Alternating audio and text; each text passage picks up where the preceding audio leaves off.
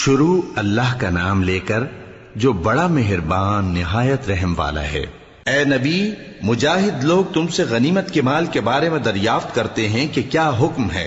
کہہ دو کہ غنیمت اللہ اور اس کے رسول کا مال ہے، تو اللہ سے ڈرو اور آپس میں صلح رکھو، اور اگر ایمان رکھتے ہو تو اللہ اور اس کے رسول کے حکم پر چلو۔ مومن تو وہ ہیں کہ جب اللہ کا ذکر کیا جاتا ہے تو ان کے دل ڈر جاتے ہیں، اور جب انہیں اس کی آیتیں پڑھ کر سنائی جاتی ہیں تو ان کا ایمان اور بڑھ جاتا ہے، اور وہ اپنے پروردگار پر بھروسہ رکھتے ہیں،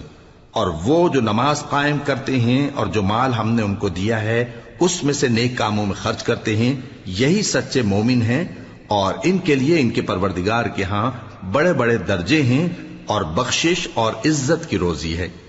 ان لوگوں کو اپنے گھروں سے اسی طرح نکلنا چاہیے تھا جس طرح تمہارے پروردگار نے تم کو تدبیر کے ساتھ اپنے گھر سے نکالا، اور اس وقت مومنوں کی ایک جماعت ناخوش تھی۔ وہ لوگ حق بات میں اس کے ظاہر ہونے کے بعد تم سے جھگڑنے لگے، گویا موت کی طرف ہانکے جاتے ہیں اور اسے دیکھ رہے۔ اور اس وقت کو یاد کرو جب اللہ تم سے وعدہ کرتا تھا کہ ابو سفیان اور ابو جہل کے 2 گروہوں میں سے ایک گروہ تمہارے لیے مغلوب ہو جائے گا، اور تم چاہتے تھے کہ جو قافلہ بے شان و شوکت یعنی بے ہتھیار ہے وہ تمہارے ہاتھ آ جائے، اور اللہ چاہتا تھا کہ اپنے فرمان سے حق کو قائم رکھے اور کافروں کی جڑ کاٹ دے، تاکہ سچ کو سچ اور جھوٹ کو جھوٹ کر دے، گو مشرک ناخوش ہی ہوں۔ جب تم لوگ اپنے پروردگار سے فریاد کرتے تھے تو اس نے تمہاری دعا قبول کر لی، اور فرمایا کہ تسلی رکھو، ہم 1000 فرشتوں سے جو ایک دوسرے کے پیچھے آتے جائیں گے تمہاری مدد کریں گے۔ اور اس مدد کو اللہ نے محض بشارت بنایا تھا کہ تمہارے دل اس سے اطمینان حاصل کرے، اور مدد تو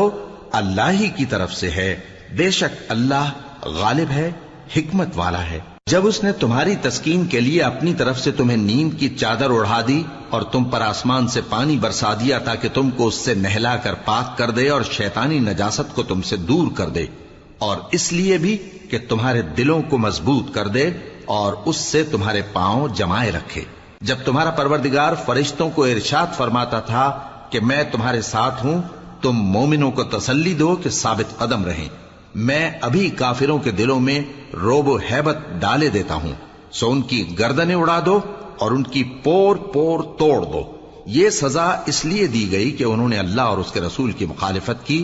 اور جو شخص اللہ اور اس کے رسول کی مخالفت کرتا ہے تو اللہ بھی سخت عذاب دینے والا ہے۔ یہ مزہ تو یہاں چکھو، اور یہ سمجھ لو کہ کافروں کے لیے آخرت میں دوزخ کا عذاب بھی تیار ہے۔ اے اہل ایمان، جب میدان جنگ میں کفار سے تمہارا مقابلہ ہو تو ان سے پیٹھ نہ پھیرنا، اور جو شخص جنگ کے روز اس صورت کے سوا کہ لڑائی کے لیے کنارے کنارے چلے یعنی حکمت عملی سے دشمن کو مارے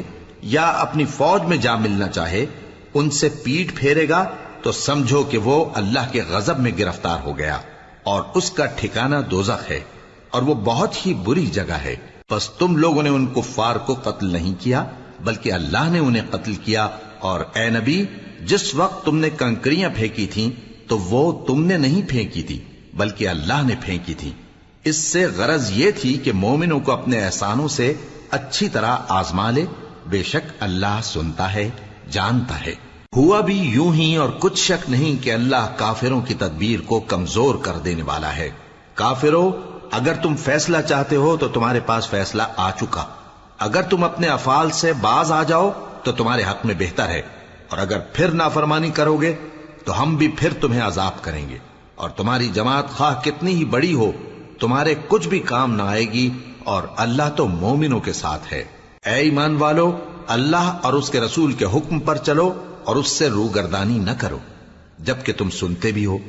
اور ان لوگوں جیسے نہ ہونا جو کہتے ہیں کہ ہم نے سن لیا مگر حقیقت میں نہیں سنتے۔ کچھ شک نہیں کہ اللہ کے نزدیک تمام جانداروں میں بدترین وہ بہرے گونگے لوگ ہیں جو عقل سے کام نہیں لیتے، اور اگر اللہ ان میں خیر کی طلب دیکھتا تو ان کو سننے کی توفیق بخشتا، اور اگر یوں ہی انہیں سنوا دیتا تو وہ منہ پھیر کر بھاگ جاتے۔ مومنوں، اللہ اور اس کے رسول کا حکم قبول کرو، جبکہ رسول تمہیں ایسے کام کے لیے بلاتے ہیں جو تم کو زندگی جاوداں بخشتا ہے، اور جان رکھو کہ اللہ آدمی اور اس کے دل کے درمیان حائل ہو جاتا ہے، اور یہ بھی کہ تم سب اس کے روبرو جمع کیے جاؤ گے۔ اور اس فتنے سے ڈرو جو خصوصیت کے ساتھ انہی لوگوں پر واقع نہ ہوگا جو تم میں گناہگار ہیں، اور جان رکھو کہ اللہ سخت عذاب دینے والا ہے۔ اور اس وقت کو یاد کرو جب تم زمین مکہ میں قلیل اور ضعیف سمجھے جاتے تھے اور ڈرتے رہتے تھے کہ لوگ تمہیں اڑا نہ لے جائیں، یعنی ختم نہ کر دیں، تو اس نے تم کو جگہ دی اور اپنی مدد سے تم کو تقویت بخشی اور پاکیزہ چیزیں کھانے کو دیں تاکہ اس کا شکر کرو۔ اے ایمان والو، نہ تو اللہ اور رسول سے خیانت کرو اور نہ اپنی امانتوں میں خیانت کرو، اور تم ان باتوں کو جانتے ہو، اور جان رکھو کہ تمہارا مال اور اولاد بڑی آزمائش ہے، اور یہ کہ اللہ کے پاس نیکیوں کا بڑا ثواب ہے۔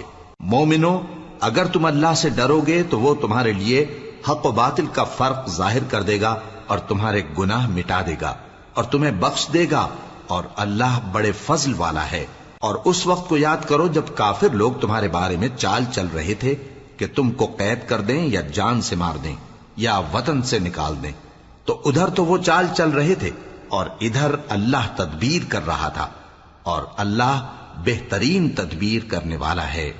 اور جب ان کو ہماری آیتیں پڑھ کر سنائی جاتی ہیں تو کہتے ہیں یہ کلام ہم نے سن لیا ہے، اگر ہم چاہیں تو اسی طرح کا کلام ہم بھی کہہ دیں، اور یہ ہے ہی کیا، صرف اگلے لوگوں کی حکایتیں ہیں۔ اور جب انہوں نے کہا کہ اے اللہ، اگر یہ قرآن تیری طرف سے برحق ہے تو ہم پر آسمان سے پتھر برسا یا کوئی اور تکلیف دینے والا عذاب بھیج دے۔ اور اللہ ایسا نہ تھا کہ جب تک ہے پیغمبر تم ان میں تھے انہیں عذاب دیتا، اور نہ ایسا ہے کہ وہ تو بخشش مانگیں اور اللہ انہیں عذاب دے۔ اور اب ان کے لیے کون سی وجہ ہے کہ وہ انہیں عذاب نہ دے، جبکہ وہ مسجد حرام میں نماز پڑھنے سے روکتے ہیں، جبکہ وہ اس مسجد کے متولی بھی نہیں ہیں۔ اس کے متولی تو صرف پرہیزگار ہیں، لیکن ان میں کے اکثر نہیں جانتے۔ اور ان لوگوں کی نماز خانہ کعبہ کے پاس سیٹیاں اور تالیاں بجانے کے سوا کچھ نہ تھی، تو تم جو کفر کرتے تھے اب اس کے بدلے عذاب کا مزہ چکھو۔ جو لوگ کافر ہیں اپنا مال خرچ کرتے ہیں کہ لوگوں کو اللہ کے رستے سے روکیں، سو ابھی اور خرچ کریں گے، مگر آخر وہ خرچ کرنا ان کے لیے موجب افسوس ہوگا، اور وہ مغلوب ہو جائیں گے، اور کافر لوگ دوزخ کی طرف ہانکے جائیں گے تاکہ اللہ پاک سے ناپاک کو الگ کر دے اور ناپاک کو ایک دوسرے پر رکھ کر ایک ڈھیر بنا دے، پھر اس کو دوزخ میں ڈال دے۔ یہی لوگ خسارہ پانے والے ہیں۔ اے پیغمبر، کفار سے کہہ دو کہ اگر وہ اپنے افعال سے باز آ جائیں تو جو ہو چکا وہ انہیں معاف کر دیا جائے گا، اور اگر پھر وہی حرکات کرنے لگیں گے تو اگلے لوگوں کا جو طریقہ جاری ہو چکا ہے وہی ان کے حق میں بھی بڑھتا جائے گا۔ اور ان لوگوں سے لڑتے رہو یہاں تک کہ فتنہ یعنی کفر کا فساد باقی نہ رہے اور دین سب اللہ ہی کا ہو جائے، اور اگر وہ باز آ جائیں تو اللہ ان کے کاموں کو دیکھ رہا ہے، اور اگر روگردانی کریں تو جان رکھو کہ اللہ تمہارا حمایتی ہے، اور وہ خوب حمایتی اور خوب مددگار ہے۔